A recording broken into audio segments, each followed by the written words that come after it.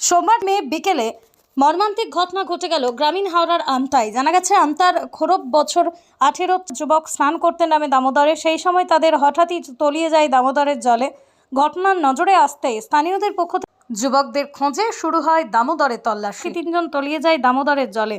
এদিকে ঘটনার খবর শুনে ঘটনাস্থলে পৌঁছয় আমতা থানার পুলিশ। নিখোঁজ যুবকদের খোঁজে দামোদরে শুরু হয় তল্লাশি। যদিও পরে ঘটনাস্থলে আসে বিপর্যয় মোকাবিলা বাহিনীর ডুবুরিদের একটি দল।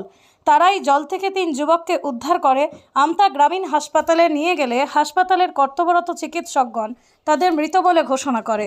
ঘটনায় গোটা এলাকায় নেমে আসে শোকের ছায়া। আর এমন মর্মান্তিক ঘটনার খবর পেয়ে সোমবার আমতা হাসপাতালে পৌঁছয় আমতার বিধায়ক অমিত সামন্ত ও উলুবেড়িয়া উত্তরের বিধায়ক চিরণ বেরা।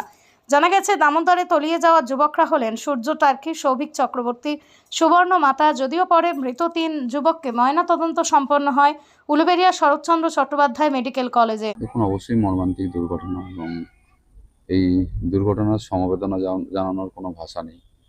তার থেকেও বড় কথা যে সচেতনতা দরকার। যেভাবে খবর পেলাম যে বালি খাদানগুলোর গভীরতার কারণেই এই মৃত্যু, তো সেই জায়গা থেকে আমাদেরকে আরও বেশি সচেতন থাকতে হবে, প্রশাসনকে আরও বেশি সচেতন থাকতে হবে যে যেখানে বালি খাদান বা যেখানে গুলো আছে সেখানে যেন মানুষদেরকে বা যে সমস্ত ঘাটগুলো আছে সেগুলো যেন বন্ধ করে দেওয়া হয়। এবং এই ঘটনা থেকে কিন্তু আগামী দিনে আমাদের আরও বেশি সচেতন থাকতে হবে যেন এরকম ঘটনার আর না ঘটে, কোনো মায়ের কোল যেন খালি না হয়। খুবই মর্মান্তিক, এর থেকেও বেশি বললে কম বলা হবে।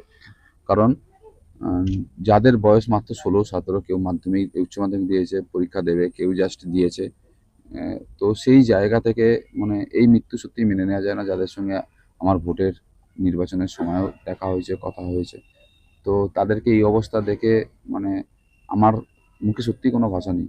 কারণ এর আগে যে ঘটনা ঘটেছে এবং সেই ঘটনাগুলো পূর্ণাঙ্গ যাতে তদন্ত হয় এবং এই ঘটনা হয়তো পরোক্ষভাবে যারা দায়ী আছে সেই জিনিসগুলো আমরা প্রকৃতভাবে তুলে ধরবো এবং প্রশাসনকে বলবো এই ঘটনাগুলোর যেন উপযুক্ত ব্যবস্থা নেয়।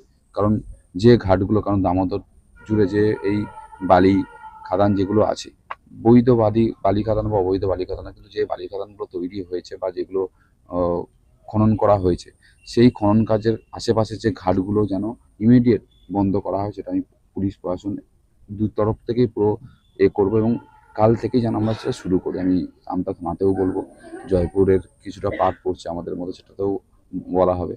তো সেই জায়গা থেকে যেন আগামী দিনে মানুষ শিক্ষা নেয় যে এই সমস্ত কারণে কি বলবো, ভাষা নেই।